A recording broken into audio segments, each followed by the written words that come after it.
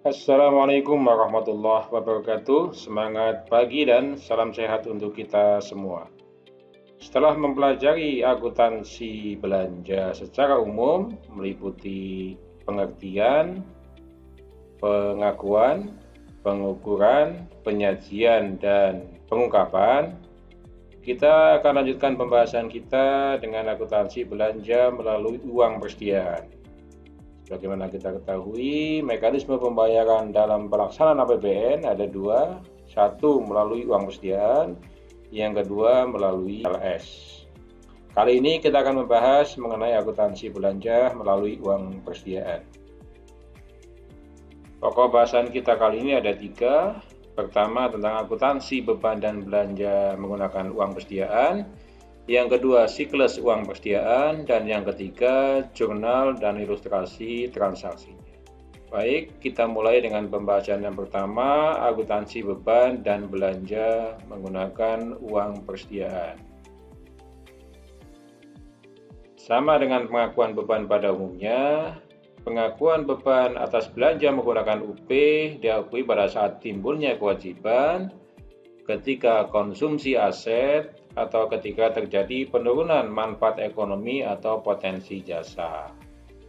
Sedangkan pengakuan belanjanya, pengeluaran melalui bendahara pengeluaran, pengakuan belanjanya terjadi pada saat pertanggungjawaban, yaitu pada saat diterbitkannya SP2D GUP oleh KPPN. Selanjutnya kita bahas mengenai siklus uang persediaan. Siklus uang persediaan dimulai dari pengajuan SPPUP oleh PPK ke PPSPM, kemudian PPSPM mengajukan SPMUP ke KPPN, sampai dengan KPPN menerbitkan SP2DUP. Kemudian atas UP yang diterimanya, bendahara pengeluaran melakukan pembayaran menggunakan UP yang dikelolanya. Kemudian setelah UP digunakan, maka bisa dimintakan penggantiannya ke KPPN melalui mekanisme SPPGUP, kemudian SPMGUP, sampai akhirnya KPPN menerbitkan SP2D GUP. Baik, kita lanjutkan ke jurnal transaksi UP. Jurnal transaksi UP ini terkait dengan transaksi UP pada slide sebelumnya. Pertama adalah jurnal pada saat SPPUP diajukan. Pada saat itu diakui adanya pengakuan piutang UP. Yang kedua, jurnal pada saat SP2DUP. Disitulah diakui adanya UP yang diterima oleh bendahara pengeluaran. Kemudian yang ketiga, jurnal pada saat UP digunakan. Yang keempat, jurnal pada saat SPP GUP, dan yang kelima, jurnal pada saat SP2D GUP.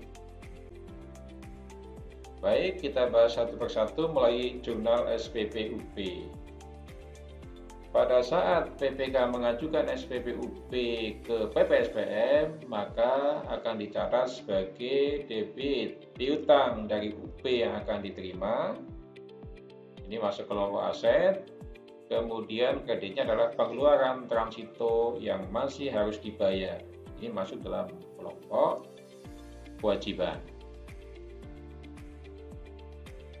Yang kedua, jurnal SP2D UP. Pada saat SP2DUP diterbitkan, kita membuat dua jurnal. Pertama adalah jurnal eliminasi atas pengeluaran transito yang masih harus dibayar dengan uang muka dari KPPN. Kemudian kita eliminasi piutang dari UP yang akan diterima dengan kas di bendahara pengeluaran, sehingga jurnal akhir dari SP2DUP adalah kas di bendahara pengeluaran debit, kreditnya uang muka dari KPPN. Baik, kita lanjutkan ke transaksi UP berikutnya adalah penggunaan UP. Jurnal pada saat penggunaan UP ini bisa kita bagi. Pertama, jika belanjanya menghasilkan aset, maka pencatatan dilakukan pada saat BAST, berita acara serah terima barang. Misalkan BPK menerima ATK dari penyedia sebesar 10 juta. Maka di situ akan dicatat persediaan yang belum register 10 juta pada utang yang belum diterima tagihannya 10 juta. Kemudian pada saat BAST, jika belanjanya bersifat expendable, belanja yang tidak menghasilkan aset, maka tidak ada jurnalnya. Misalkan PPK menerima jasa servis kendaraan dinas 10 juta. Di situ tidak ada barang yang diterimanya, tapi pekerjaan jasa, maka tidak ada pencatatan pada saat serah terima. Yang keempat, jurnal pada saat SPP GUP.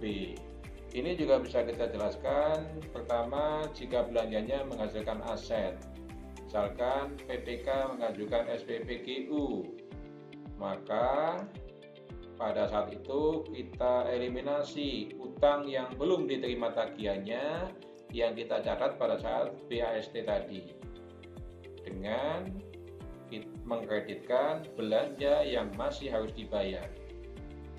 Kemudian jika belanjanya bersifat expendable, misalkan PPK menerima jasa servis 10 juta, maka disinilah pengakuan bebannya pada saat SPP GUP.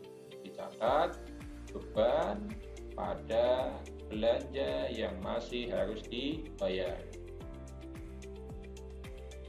Baik, kita lanjutkan ke pencatatan SP2D GUP. Pertama, jika SP2D GU-nya adalah SP2D GU isi. Ini merupakan penggantian atas UP yang sudah digunakan tadi. Bahkan KPPN menerbitkan SP2D GU sebesar 10 juta. Maka kita eliminasi belanja yang masih harus dibayar yang dicatat tadi dengan mengkreditkan, ditagihkan ke entitas lain. Kemudian jika SP2D GU-nya adalah GU nihil atau pertanggungjawaban atas TUP, selain jurnal yang sama dengan SP2D GU isi, juga ditambah dengan jurnal balik atas UP, yaitu uang muka dari KPPN kita debit dan kas di bendahara pengeluaran kita kredit. Kemudian jika ada sisa uang persediaan yang disetorkan ke kas negara, maka penyetoran uang ke kas negara oleh bendahara pengeluaran ini jurnalnya juga sama dengan jurnal pengembalian uang persediaan melalui potongan GU nihil, yaitu uang muka dari KPPN kita debit, kemudian kreditnya kas di bendahara pengeluaran. Kemudian satu lagi jurnal pada saat SP2DGU, yaitu jurnal kas, pengakuan belanja UP. Misalkan KPPN menerbitkan SP2DGU nihil 10 juta. Ingat, pengakuan belanja UP melalui bendahara pengeluaran diakui pada saat SP2DGU.